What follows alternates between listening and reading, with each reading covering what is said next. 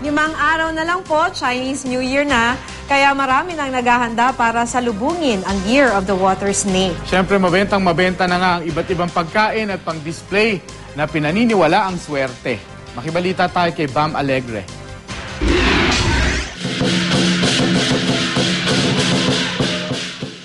Mahukulay na kasuotan, masasayang sayawan at samot-saring pampaswerte. Hudyat ang mga ito ng nalalapit na pagsalubong sa Chinese New Year. At ngayon pa lang, abala na sa paghahanda ang maraming Filipino-Chinese sa bansa. Maging ang mga Pinoy na walang dugong Chino, naghahanda rin para makisaya sa pagpasok ng Year of the Water Snake.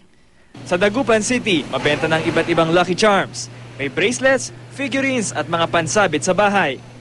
Sabi kasi nila pampaswerte nga kasi water element siya. Kailangan meron kang nakasabit na fish or maglagay ng mga hanging ornaments na may snake para mag-attract ng swerte.